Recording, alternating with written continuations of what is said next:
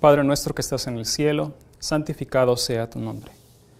Nuestro buen Dios y Padre, deseamos invitar la presencia de tu Santo Espíritu para que esté presente en este lugar, que ilumine nuestro entendimiento y que abra para nosotros las Escrituras, que podamos comprenderlas más claramente, en especial el mensaje que encierran para nuestro tiempo. Rogamos esta bendición juntamente con el perdón de nuestras faltas y pecados, en el nombre de Jesús. Amén. Bien, mis hermanos, al continuar en esta serie de estudios, estoy consciente de que en el último estudio nos quedó pendiente el estudio a partir de la palabra de Dios del primer día del quinto mes. Eso lo vamos a dejar pendiente por un momento, porque ahorita vamos a enfocarnos en entender esta línea de tiempo que ilustra la historia de los mileristas. Después vamos a ver de qué manera se repiten estas características, estos hitos y sus características en nuestro tiempo. Y una vez que tengamos esa plataforma más claramente en nuestra mente, regresaremos y veremos más detalladamente el significado de los pasajes bíblicos que apuntan al primer día del quinto mes. En este momento vamos a comenzar entonces con una revisión de estos hitos. Esto se ha cubierto anteriormente ya en otras series, de manera que no lo vamos a hacer en detalle, simplemente vamos a mencionarlo en una forma breve. 1798 sabemos que es el tiempo del fin. Es el cumplimiento de diferentes profecías, algunas de ellas en el libro de Daniel, la terminación de los tiempos y la mitad de un tiempo que el papado tuvo como oportunidad para llevar a cabo su obra. Y durante ese periodo de oscuridad, Dios inició una obra de reavivamiento espiritual, la Reforma Protestante. Y la Reforma Protestante comenzó un proceso lento para salir de esa oscuridad, de esos siglos de oscuridad papal. No lograron salir del todo, sino que las iglesias protestantes, como vamos a ver en esta historia, se estaban aletargando y Dios deseaba continuar el proceso de reforma, salir de la oscuridad, del engaño papal. Y en esta historia, en 1798, el papado recibe su herida de muerte y ahora comienza un incremento del conocimiento. Sí, dice Conflicto de los Siglos, página 356, pero desde 1798 el libro de Daniel ha sido desellado. La ciencia de las profecías ha aumentado y muchos han proclamado el solemne mensaje del juicio cercano. Desde aquí hay un aumento del conocimiento. Y ese aumento del conocimiento va a ser proclamado más claramente por Guillermo Miller. Primeros Escritos, página 233, dice: millares de personas abrazaban la verdad predicada por Guillermo Miller y se levantaban siervos de Dios con el espíritu y el poder de Elías para proclamar el mensaje. Miller, como Juan el Bautista, el precursor de Jesús, los que predicaban este solemne mensaje se veían movidos a poner la segur o el hacha a la raíz de los árboles y exhortar a los hombres a que diesen frutos de arrepentimiento.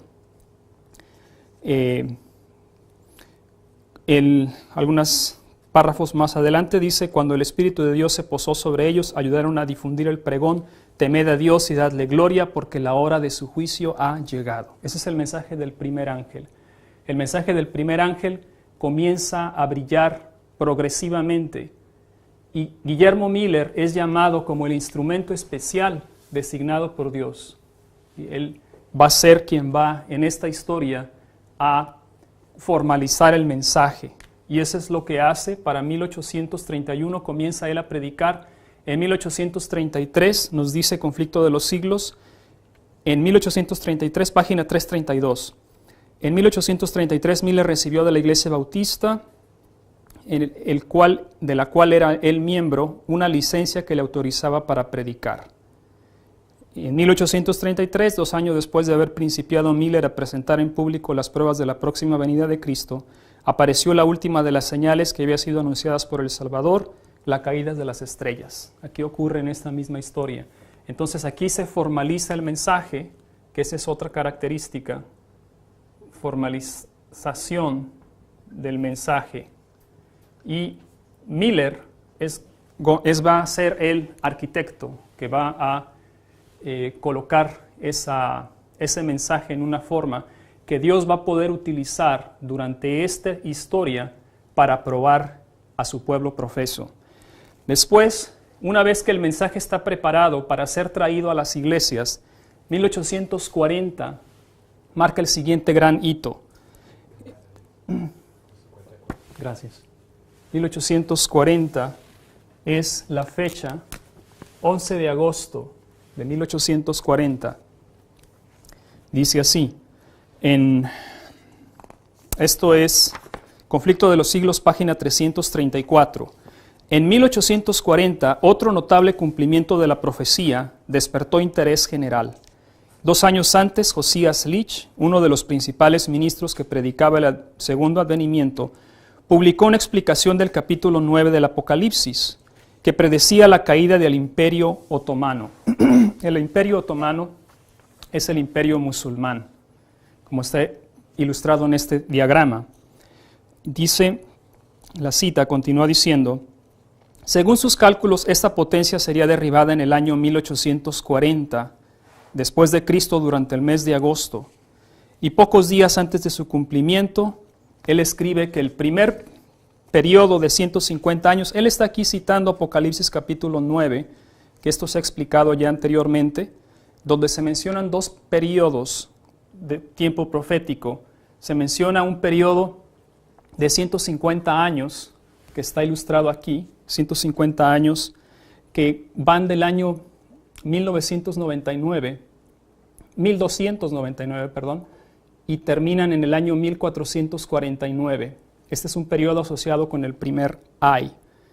Y a continuación, tan pronto termina comienza otro de 391 años y 15 días, y es lo que está explicando Josías Leach en esta cita, que se extiende desde 1449 y termina en 1840. Y dice la cita, admitiendo que el primer periodo de 150 años se haya cumplido exactamente antes de que Diacoses subiera al trono con permiso de los turcos, y que los 391 años y 15 días que comenzaran al terminar el primer periodo, terminarán el 11 de agosto de 1840. 11 de agosto de 1840, la terminación de ese periodo profético, día en que puede anticiparse que el poder otomano en Constantinopla será quebrantado. Y eso es lo que creo que va a confirmarse. Sigue diciendo la cita, Conflicto de los Siglos. En la fecha misma en que había sido especificada, Turquía aceptó, por medio de sus embajadores, la protección de las potencias aliadas en Europa. Cuando esto se llegó a saber, multitudes se convencieron. Dice, el acontecimiento cumplió exactamente la predicción. Cuando esto se llegó a saber, multitudes se convencieron de los principios de interpretación profética adoptados por Miller y sus compañeros, que estos eran correctos, con lo que recibió un impulso maravilloso el movimiento adventista. Entonces, con esta profecía de tiempo que este ministro millerita fue capaz de calcular, la profecía que están ilustrados en ambos diagramas, en la tabla de 1843, este periodo llegó a su cumplimiento exactamente tal como fue predicho en el 11 de agosto de 1840. Y con esto, el movimiento millerista recibió un tremendo ímpetus, recibió poder. Y ese marca el descenso de un poderoso ángel.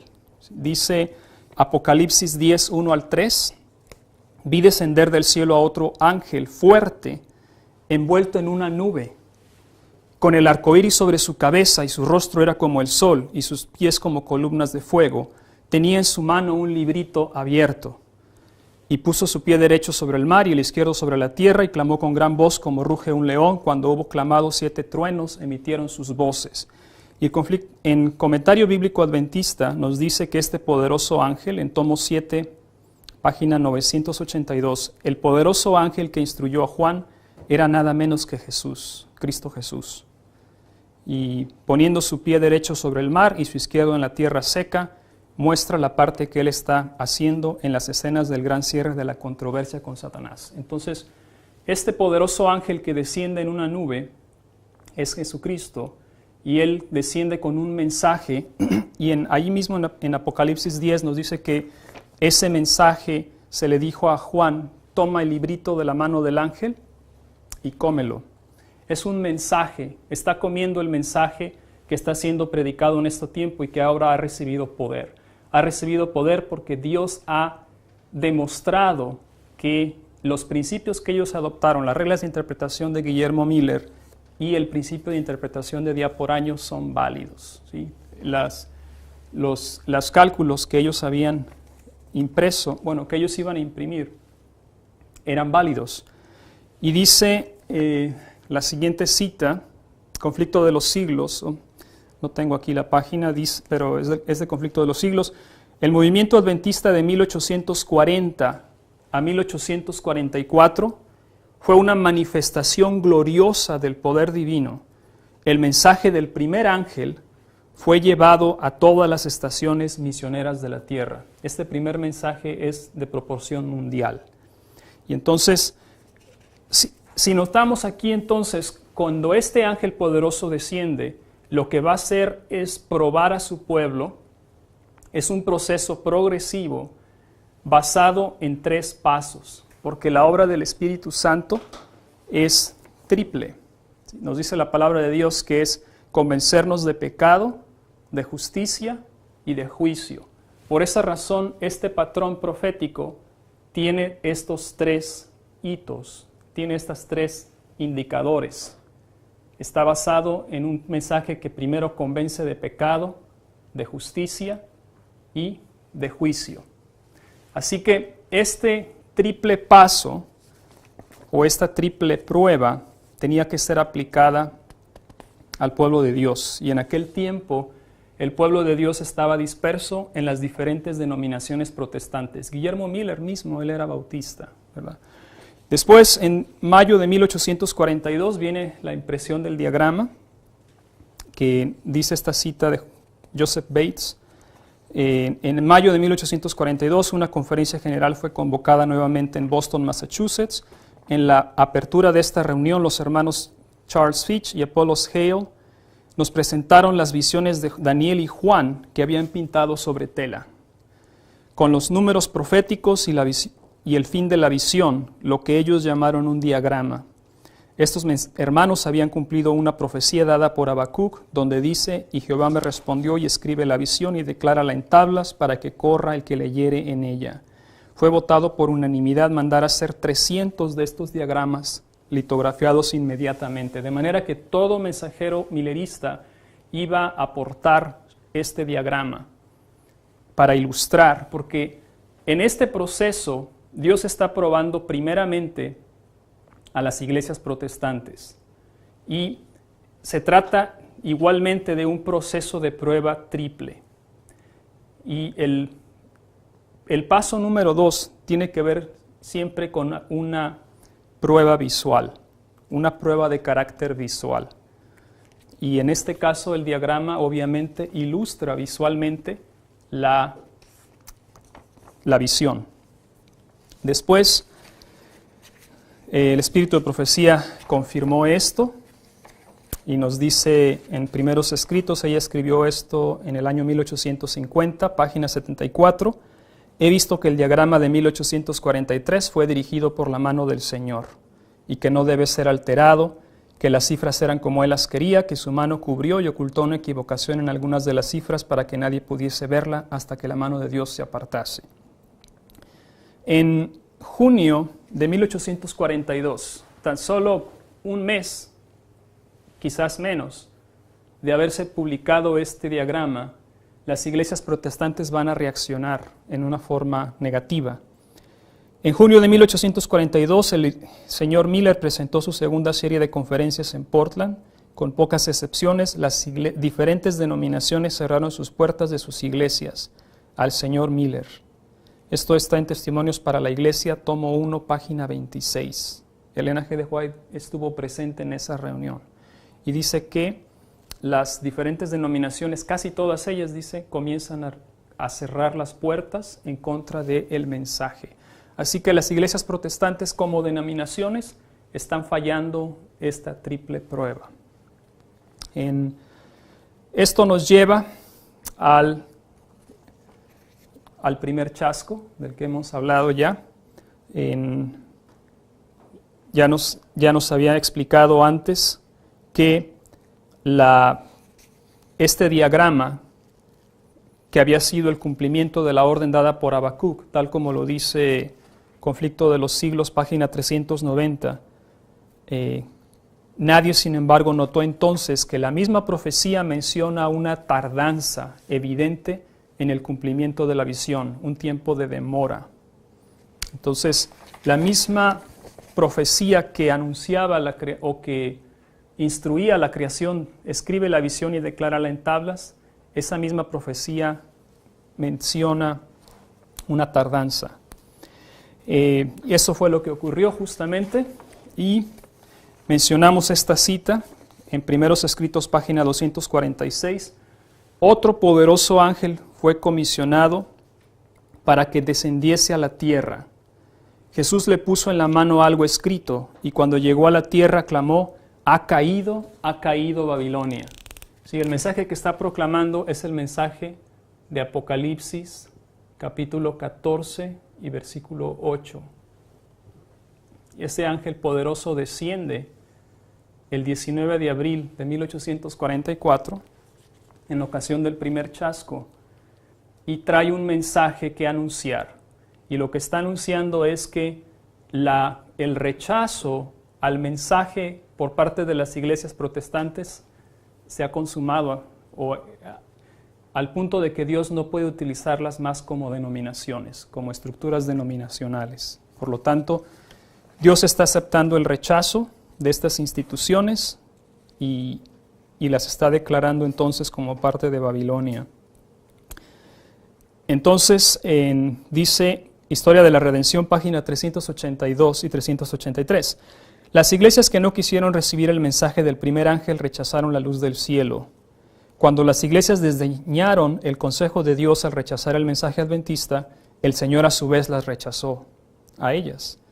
El primer ángel fue seguido por un segundo que proclamaba: ha caído Babilonia, la gran ciudad, porque ha hecho beber a todas las naciones del vino del furor de su fornicación. Apocalipsis 14:8. Los adventistas entendieron que este mensaje era un anuncio de la caída moral de las iglesias como consecuencia de su rechazamiento del primer mensaje. Así que aquí está marcando lo que hablábamos ayer, la separación de las mujeres extranjeras. Aquí hay una separación entre los mileristas fieles y hay una separación con respecto a los protestantes, que ellos no van a aceptar el mensaje del primer ángel, no van a aceptar que Jesús va a regresar pronto.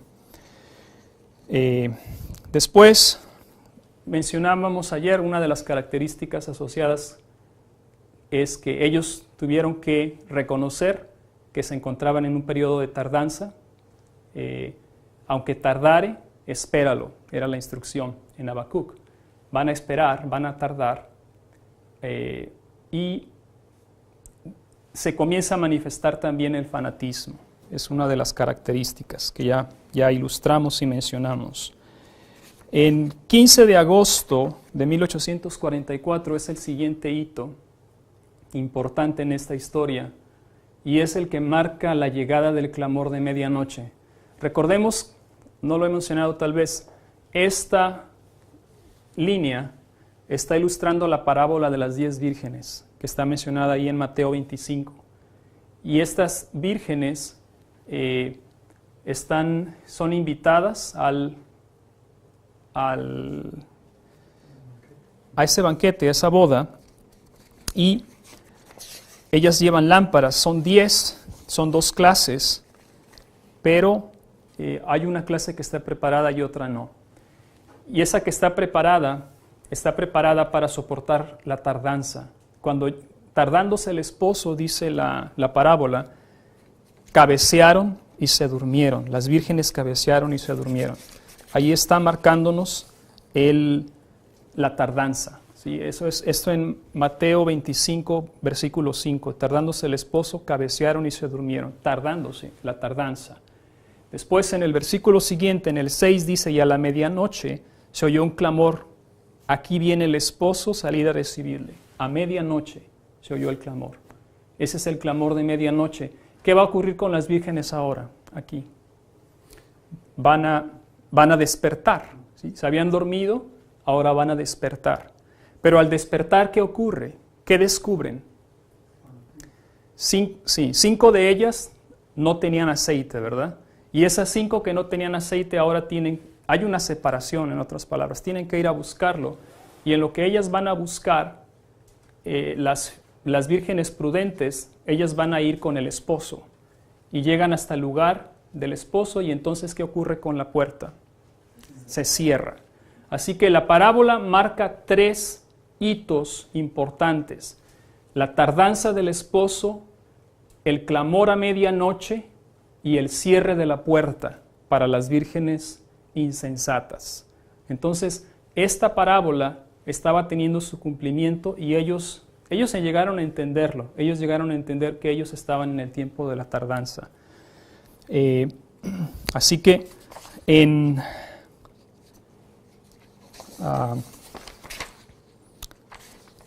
la siguiente línea que vamos a ahora ver es la última generación. Esta ocurre, sabemos que el 22 de octubre de 1844 llegó el Gran Chasco, y entonces también descendió aquí el mensaje del tercer ángel al día siguiente. Tenemos la historia esta historia se continúa desarrollando y entonces van a ser como consecuencia de este movimiento va a surgir el adventismo del séptimo día. Ellos van a descubrir el sábado en 1846, lo van a recibir. Algo interesante que no deseo olvidar es que alrededor de 50,000 mileristas estaban esperando este gran evento. Sí, recordemos que en el clamor de medianoche se mencionó la fecha exacta para la terminación de la visión. Y estaban 50,000 vírgenes o 50,000 mileristas estaban esperando, aguardando al esposo. Y cuando no llegó, cuando ocurrió el gran chasco, como consecuencia hubo tal zarandeo que sobrevivieron alrededor de 50, dicen los historiadores. Sobrevivieron, me refiero, fieles. ¿Sí? Los 49,950 aproximadamente naufragaron en su fe. Entonces, este proceso de prueba que tiene 2 pasos, ¿sí? Es un proceso, a lo que me refiero, tiene 2 fases más bien. Son 3 pasos, pero esta es la historia del primer ángel hasta que el segundo llega aquí, y esa es la historia del segundo ángel hasta que el tercero llega. Cubre 2 fases, y esta primera fase es la fase donde Dios está primeramente probando a los protestantes, y es una prueba triple. La segunda fase, Dios está probando ahora a los mileristas, porque aquí, cuando llegó el mensaje del segundo ángel, las iglesias protestantes, ellas se quedaron en oscuridad, ¿sí? Pero estos que avanzaron, ellos a su vez también iban a ser probados nuevamente. Y este proceso de prueba culminó cuando solamente 50 estaban preparados, 50 vírgenes prudentes estaban preparadas para pasar por fe al lugar santísimo, donde el esposo estaba realizando las bodas. Entonces, este proceso se vuelve a repetir en nuestro tiempo, y estas mismas características tenemos que identificarlas en nuestra historia. El primer hito que deseamos identificar es el tiempo del fin en nuestra línea. Comenzó a cumplirse en el año 1989, como lo hemos visto en otros estudios de la serie del patrón profético. Aquí comenzó a cumplirse la segunda parte de Daniel 11:40, parte B. Daniel 11:40, parte A, indica el ataque del rey del sur al rey del norte, del ateísmo al papado, que es el rey del norte. Y aquí, en 1989, ocurrió el contraataque. El papado ahora contraataca al ateísmo. Y en este caso personificado por la Unión de Repúblicas Socialistas Soviéticas, la antigua Unión Soviética. Esto fue producto de una alianza secreta entre dos poderes que no se reconciliaban. Era la Iglesia de Roma y los Estados Unidos de Norteamérica. ¿Sí? El catolicismo y el protestantismo se aliaron durante esta historia para derrotar a un enemigo en común.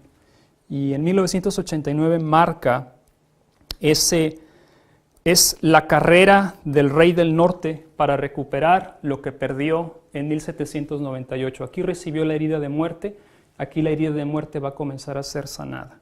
Y va a ser sanada durante esta historia. Mencionábamos ayer cómo en el primer día del primer mes el rey del norte va a recibir, Nabucodonosor, tipificando al rey del norte, recibe un país, recibe una nación. Y en este caso, los Estados Unidos, porque es la siguiente nación en la profecía bíblica, ¿sí? Puesto que la reforma protestante, las iglesias protestantes en Norteamérica, no estuvieron dispuestos a seguir avanzando con la reforma que Dios deseaba hacer. Dios deseaba sacarlas completamente de oscuridad, pero ellos todavía seguían aferrándose a algunas doctrinas del vino de Babilonia, como la inmortalidad del alma, como el domingo. Tenían errores que Dios deseaba progresivamente sacarlos de allí. Pero puesto que las iglesias protestantes no continuaron avanzando, sino que se estancaron, entonces allí comienza a crear la oportunidad para que el rey del norte se levante. Porque solamente el protestantismo es lo opuesto del catolicismo, tal como en los Estados Unidos de Norteamérica representa lo opuesto, los valores opuestos, ¿sí? Mientras que en el viejo mundo los gobiernos tenían una forma monárquica, donde tenían un rey. En Estados Unidos se establece una república, ¿sí? Donde el pueblo, de los gobernantes, ellos tienen responsabilidad delante del pueblo. Y en el aspecto religioso, mientras que allá existía un papa, en Estados Unidos hay una religión donde hay separación de iglesia-estado, hay completa libertad de conciencia. A lo que me refiero es, el protestantismo es lo opuesto del catolicismo. Pero puesto que el protestantismo se estancó aquí sufrió una caída moral, entonces eso es lo que da oportunidad a que el papado lentamente se vuelva a levantar, ¿sí? Y lo va a hacer puesto que las iglesias protestantes ahora van a comenzar a tener características en común con el papado. Y en esta historia que progresa, aquí de hecho el protestantismo y el catolicismo comienzan a darse la mano. En los gobiernos, y el gobierno de Estados Unidos, el presidente Ronald Reagan, y quien era protestante, y el Papa, conspiran para derrotar a ese poder que era el primer obstáculo en la carrera del papado para regresar al trono. Después tenemos que en esta historia Dios iba a levantar o iba a comenzar un incremento del conocimiento, y Dios, el mensaje que Él que tiene para este tiempo, Él va a haber un aumento del conocimiento. Mensajes Selectos, tomo 2, página 121, dice: en el mensaje del primer ángel se llama a los hombres a adorar a Dios nuestro Creador, quien hizo el mundo y todas las cosas que hay en él. Han rendido homenaje a una institución del papado e invalidado la ley de Dios, pero debe haber un aumento de conocimiento con respecto a este asunto, refiriéndose al hombre de pecado dice que le han rendido homenaje a la institución del papado e invalidado la ley de Dios. Así que el aumento del conocimiento son esos versículos de Daniel 11, 40 al 45. ¿Sí? Son las últimas porciones del libro de Daniel, capítulo 11, las que van a traer luz, verdad presente para este tiempo. Y Dios va a levantar a un reformador que Dios le dio la carga, puso sobre él la carga de presentar este mensaje. Y para aquellos que no lo conocen, su nombre es Jeff Pippenger, quien en esta historia Dios le llevó a investigar estos pasajes de Daniel 11, 40 al 45 y llegar a publicarlos en el año 1996 en la revista Time of the End, o Tiempo del Fin. Y aquí se formalizó el mensaje con el cual Dios ahora iba a probar a su pueblo. ¿Sí? Y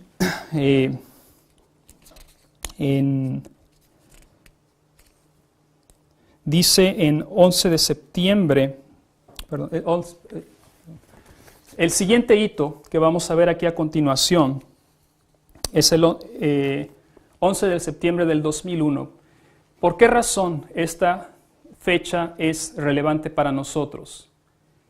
La razón es porque en esta historia, el 11 de agosto de 1840, llegó a su terminación el segundo ay.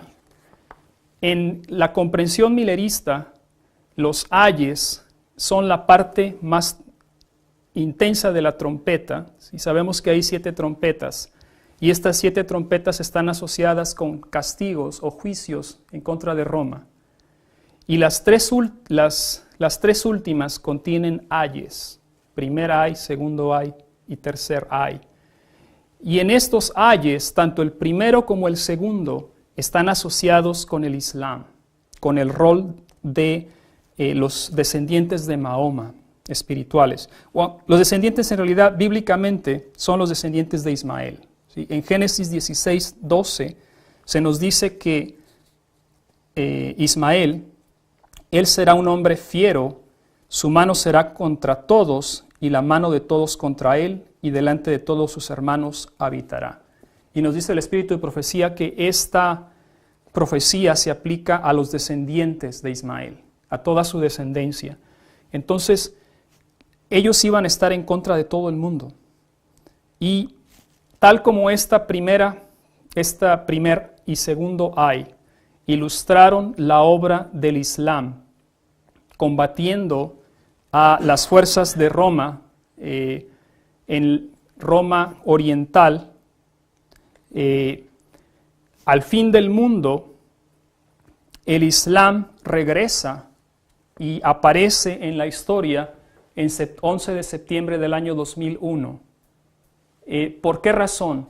Porque siempre que ellos son el contrapeso del papado, puesto que el papado apareció en esta historia, comenzó a levantarse a partir del año 1989, entonces el Islam como un contrapeso apareció también, ¿sí?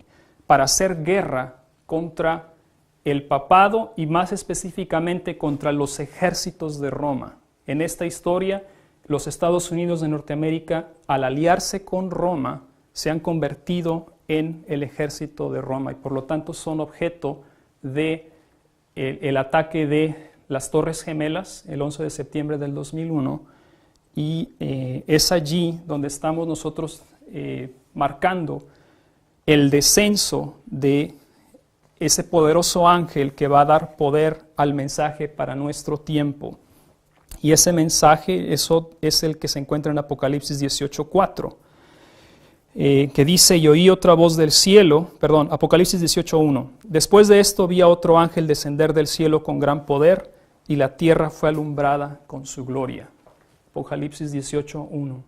Desciende este poderoso ángel, o más bien es cuando recibe poder. ¿Sí? Este poderoso ángel recibe poder aquí en el 11 de septiembre. En esta historia lo que estamos viendo es la repetición de estos mensajes angélicos. Y tal como en esta historia el primer mensaje comenzó a sonar aquí, pero como un incremento de conocimiento, aquí es cuando va a recibir poder. Y eso fue en el 2001, cuando se confirmó el principio de interpretación válido para este tiempo. Es también las reglas de interpretación de Guillermo Miller, pero es el principio de que la historia se repite. Línea sobre línea lo llamamos nosotros, línea profética sobre línea profética. Todas las diferentes historias de la Biblia, los movimientos reformatorios de la Biblia, todos ellos están relatando la misma historia. Y es la historia que está transcurriendo al fin del mundo. Esta cita se encuentra en Notas biográficas de Elena G. de White, página 451.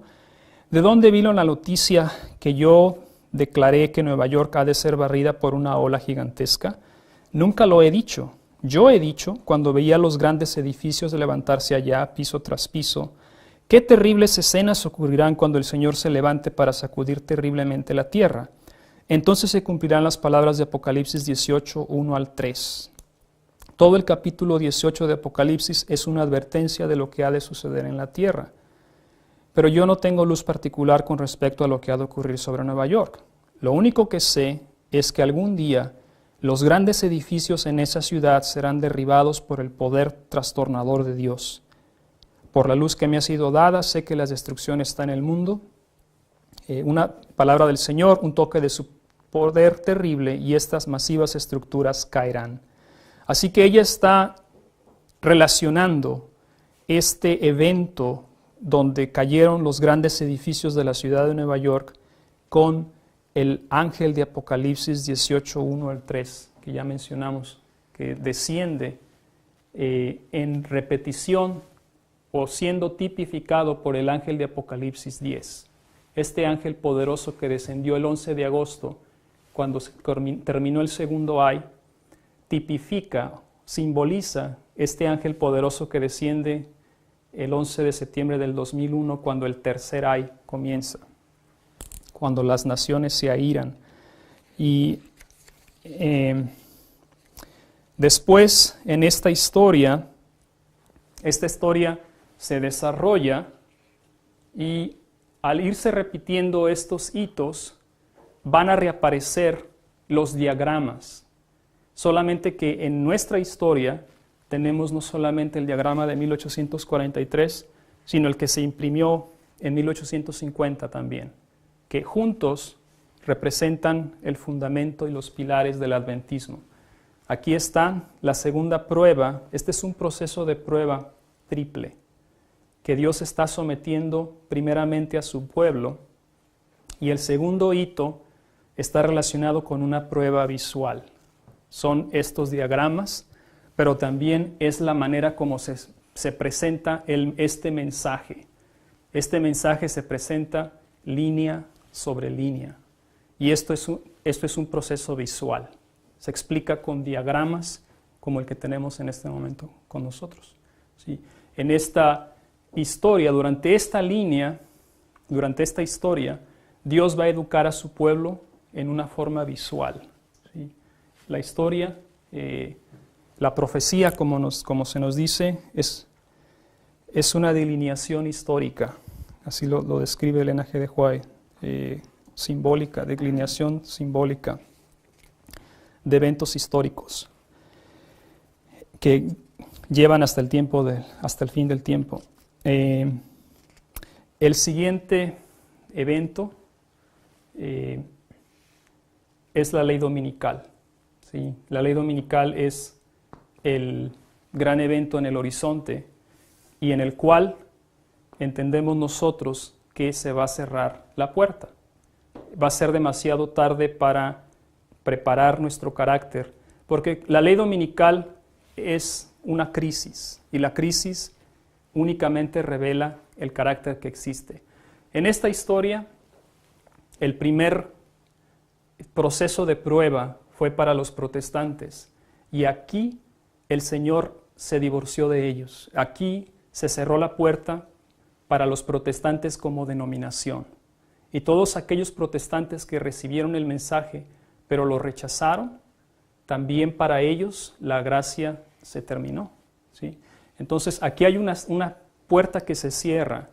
En nuestra historia va a ser para los adventistas del séptimo día, ¿sí? Nuestro periodo de gracia para el adventismo en general culmina en la ley dominical. Y de aquí continúa hasta el momento cuando Miguel se coloca de pie y entonces el tiempo de gracia para la humanidad en general termina. Este es un cierre de gracia progresivo, es lo que está ilustrando.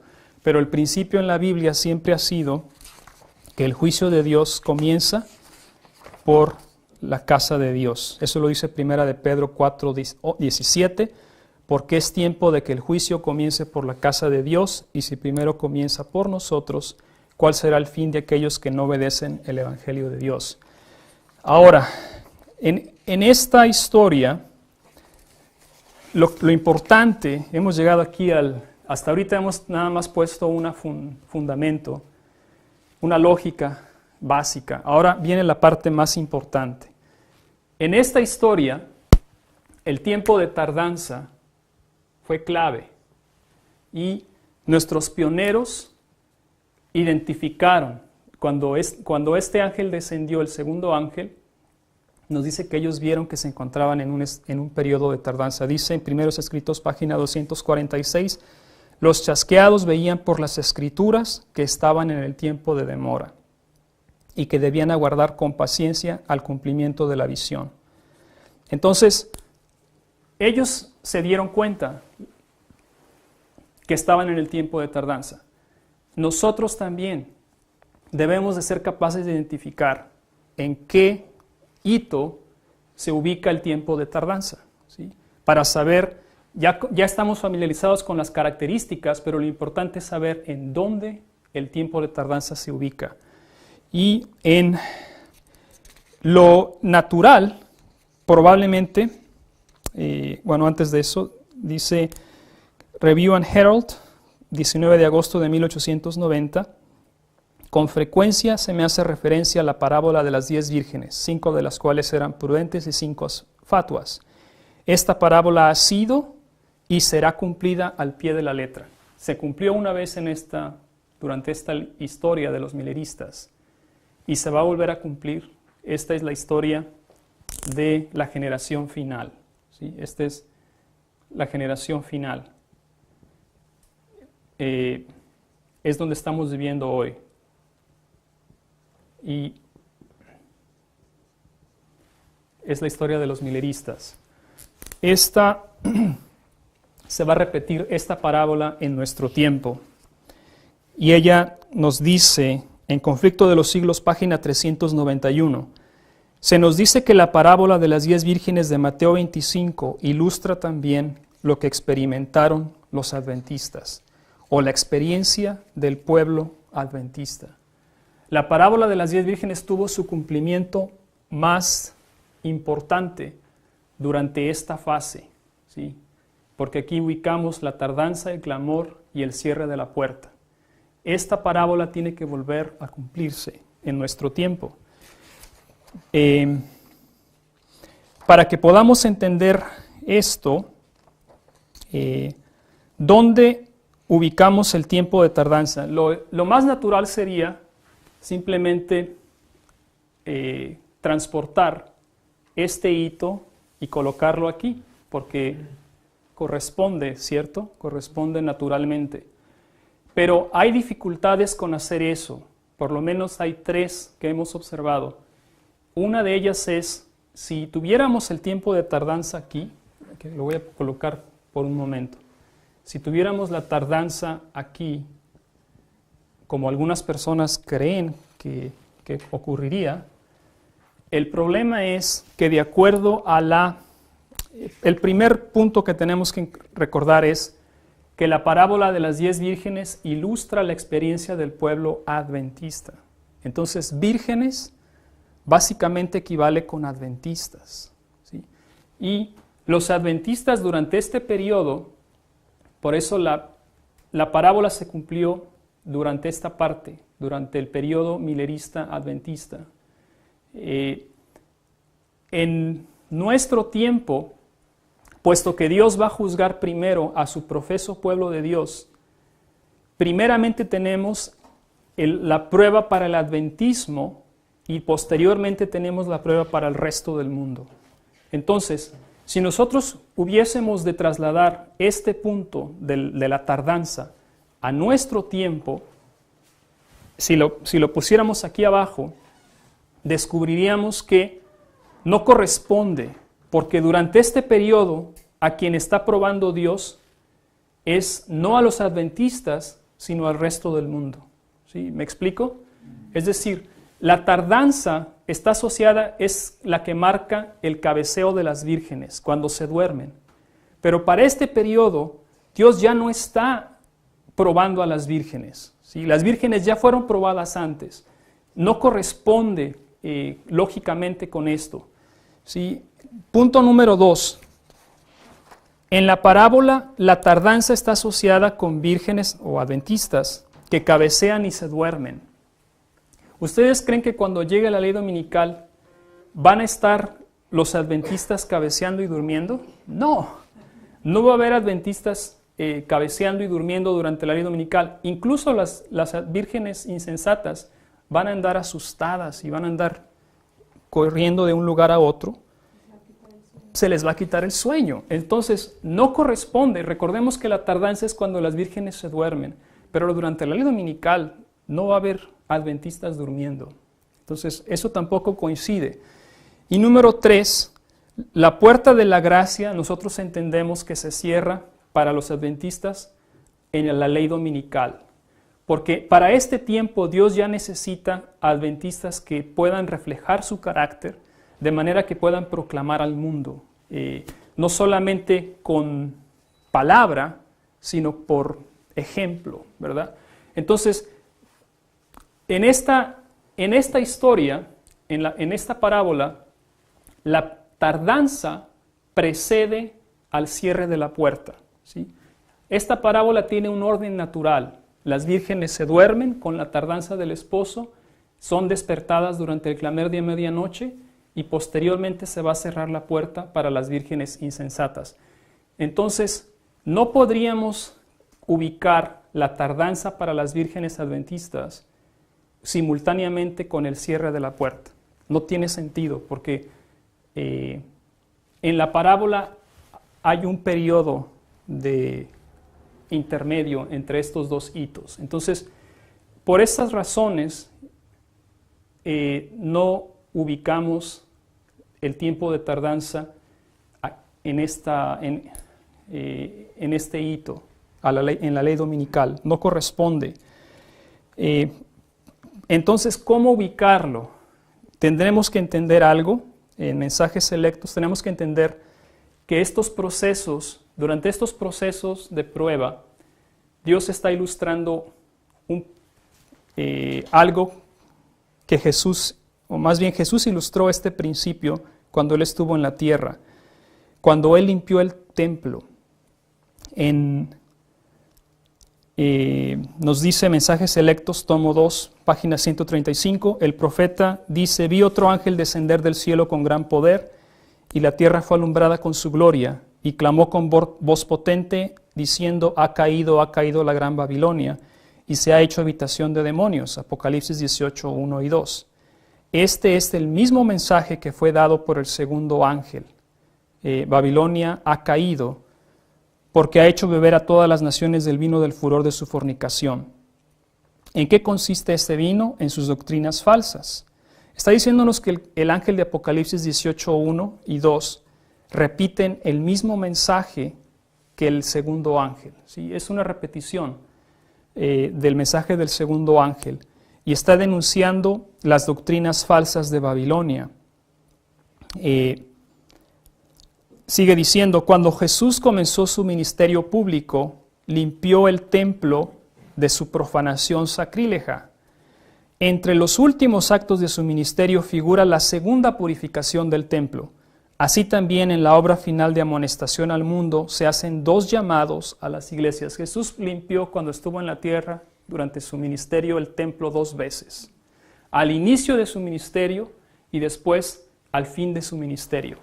Así que en esta historia tenemos dos templos que están siendo purificados de manera progresiva.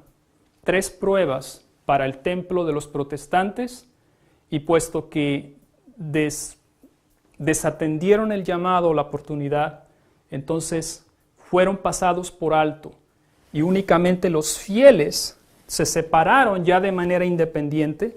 Hasta este momento el movimiento había sido interdenominacional.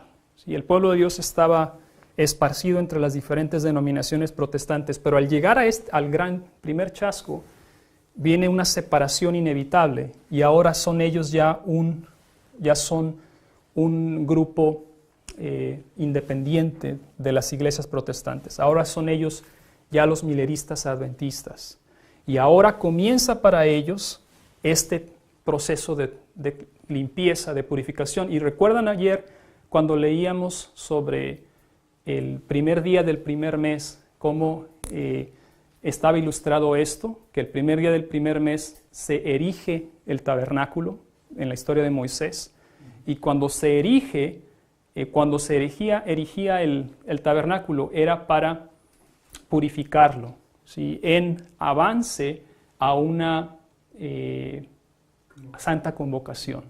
Entonces, esto está siendo ilustrado en esta historia.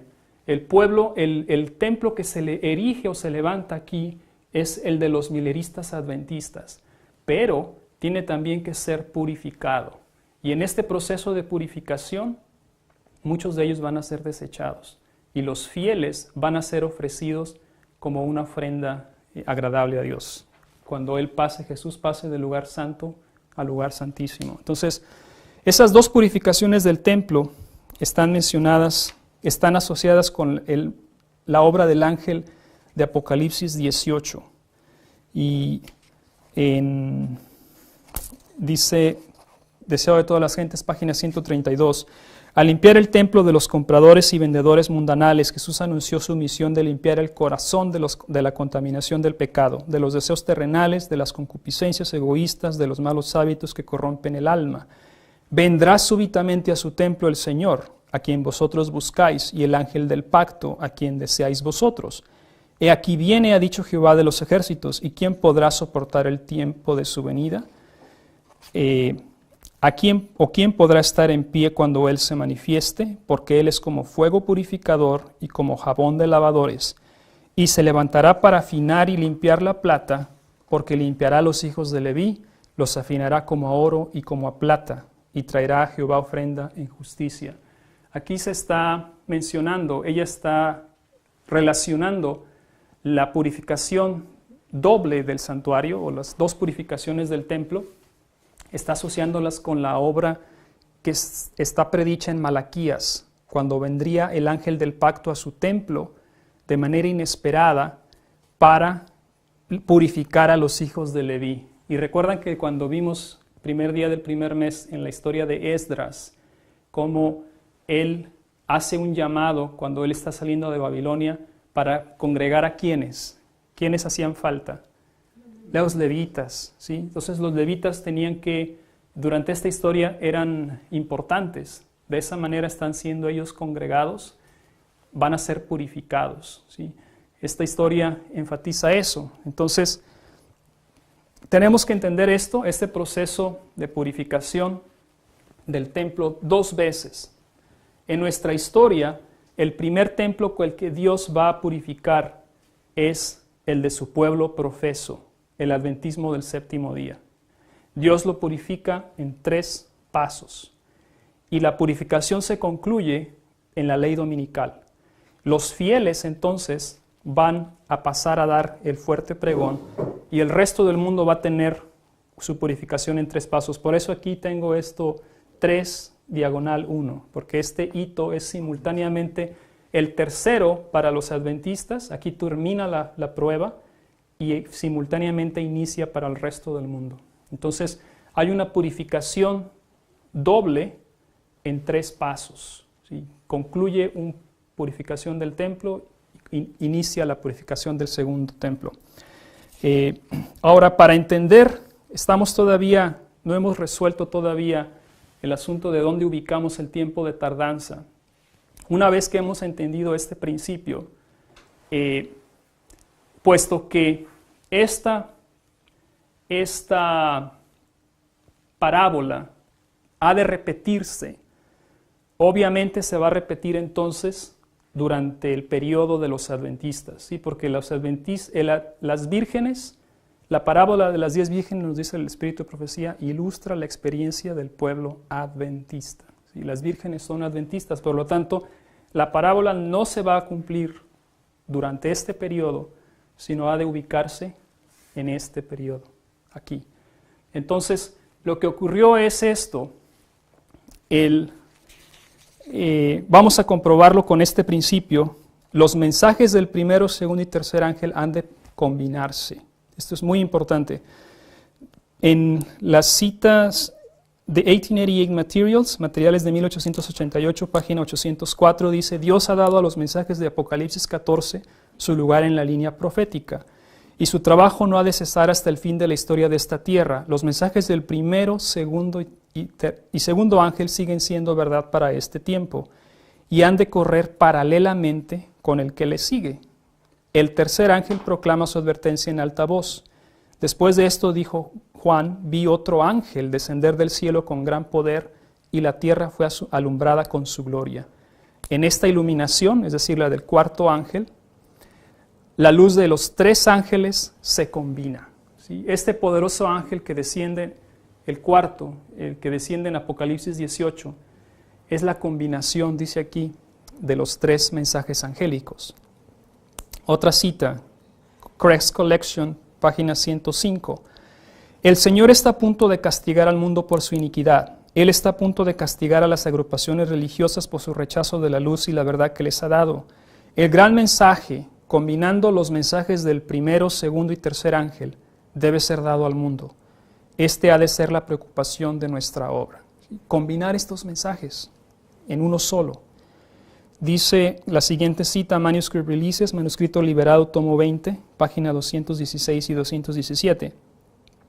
El Señor ángeles están deteniendo los cuatro vientos, representados como un caballo airado tratando de soltarse para correr sobre la faz de toda la tierra y sembrando destrucción y muerte a su paso.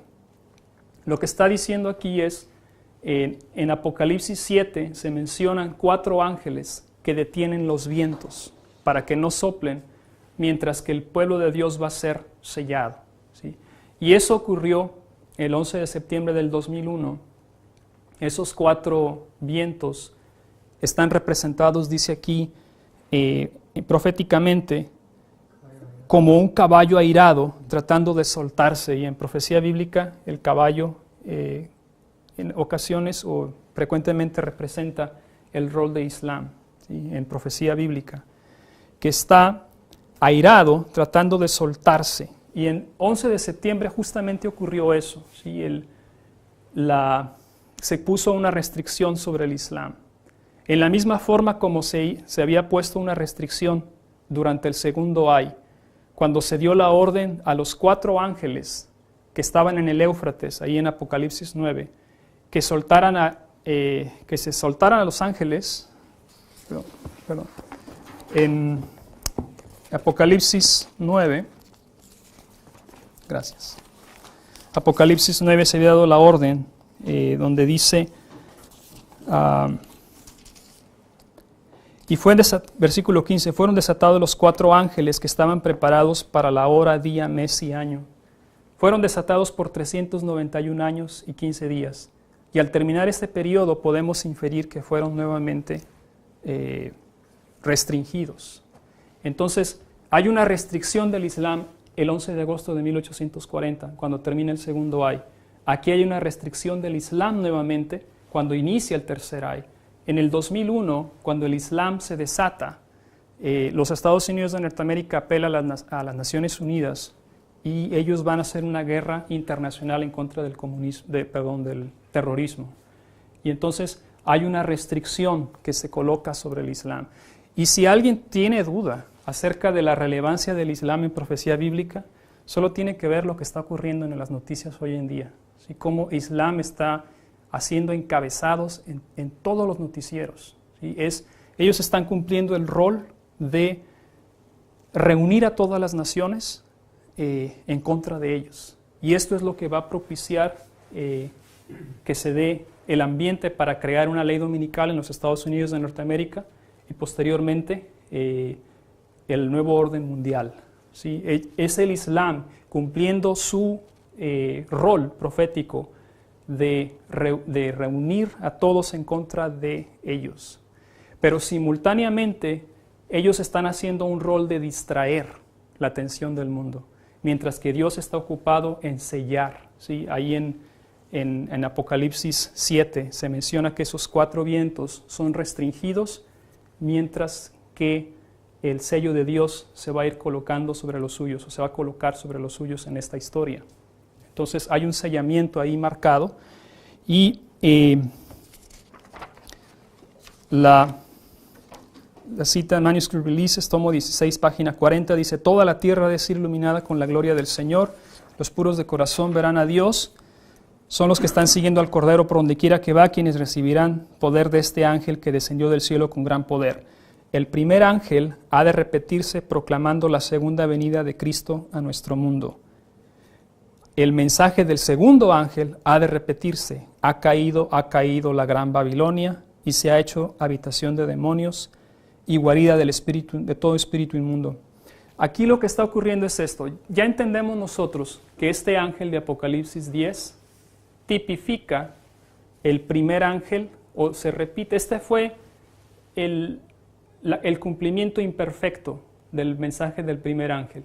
¿Sí? Fue solamente un tipo que estaba simbolizando al cumplimiento perfecto que ocurre en nuestra historia, cuando el ángel de Apocalipsis 18 desciende para dar poder al primer mensaje en nuestro tiempo. ¿Sí? Durante ya mencionamos, 1989 comenzó un aumento del conocimiento. El mensaje del primer ángel regresa a nuestra historia de manera progresiva, pero aquí recibe poder. Cuando Islam es restringido, desciende el mensaje de Apocalipsis 18:1 y aquí lo tenemos simbolizado. Pero también ella nos dice, el mensaje del segundo ángel también ha de repetirse. Ha caído la gran Babilonia, que se ha hecho habitación de demonios. Y está citando ella Apocalipsis 18, 2 y 3. Dice Mensajes Selectos, tomo 2, la esencia del segundo ángel vuelve a darse al mundo por medio del otro ángel que ilumina a la tierra con su gloria. ¿Cuál es el ángel que ilumina la tierra con su gloria? Es el cuarto. Así que el cuarto ángel de Apocalipsis 18 no solamente estaba tipificado por el mensaje del primer ángel, sino también está tipificado por el mensaje del segundo ángel. Porque si ustedes comparan, sus mensajes son idénticos. El mensaje del segundo ángel clama, ha caído Babilonia. Y este mensajero, este ángel, también trae el mismo mensaje, ha caído Babilonia. Entonces, lo que ocurre el 11 de septiembre del 2001 es que en realidad 2 mensajes angélicos concurren o descienden en 11 de septiembre del 2001. Aquí se está dando poder al mensaje del primer ángel y aquí está descendiendo el mensaje del segundo ángel, que va a recibir poder en el clamor de medianoche. Entonces 2001 marca el descenso simultáneo tanto del poder del mensaje del primer ángel como el mensaje del segundo ángel inicia su rol en nuestro tiempo. Y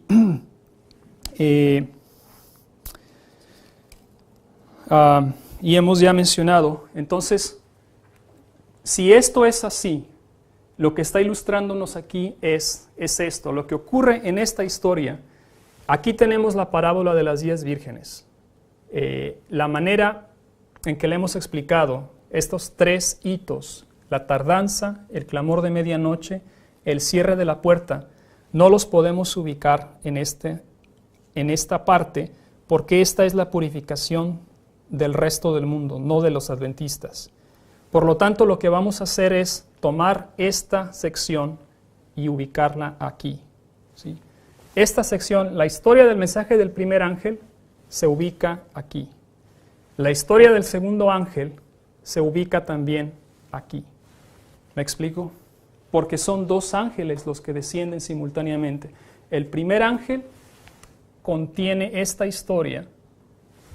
La purificación del protestantismo está simbolizando la purificación de la Iglesia Adventista del Séptimo Día a nivel general, a nivel mundial. Pero también tenemos la purificación.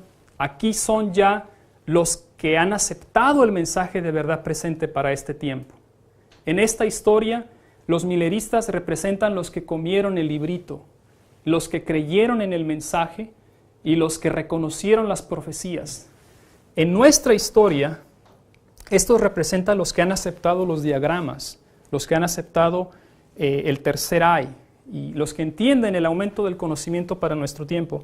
Esta historia también se ubica aquí, encima de esta, de manera que tenemos simultáneamente ocurriendo dos purificaciones, o más bien, estas dos purificaciones con sus características se ilustran, se combinan en una sola historia. Así que en el tiempo de tardanza, tenemos aquí el tiempo de tardanza que está asociado con el segundo mensaje, lo tenemos aquí. Y aquí tenemos una historia doble combinándose. Tenemos una purificación o un zarandeo, tanto en el adventismo en general, como también en el mensaje de la verdad presente. Y es lo que estamos viendo hoy en día. Estamos viendo fanatismo surgir, no solamente en la Iglesia Adventista en general, sino también entre los creyentes de la verdad presente, ¿sí? De estos mensajes. Yo creo aquí vamos a quizás hacer una pausa y vamos en el siguiente tema, vamos a retomar esto mismo y lo vamos a llevar a una conclusión. Así que vamos a orar. Bendito Padre Celestial, que moras en las alturas de los cielos, santificado y glorificado sea tu nombre. Buen Dios y Padre, damos gracias porque en este tiempo que estamos viviendo están cumpliéndose las profecías finales que están anunciadas en tu santa palabra. Y estamos comprendiendo, Señor, que durante este periodo estás buscando purificar a los levitas. Estás buscando purificar un remanente fiel, el cual pueda representarte al mundo en esta crisis final. Rogamos que tu bendición sea con nosotros, que nos ayudes a comer la verdad presente, alimentarnos de ella, comprenderla intelectualmente y también participar de este proceso de purificación en nuestra vida, de manera que podamos reflejar tu mensaje y tu carácter. En el nombre de Jesús, amén.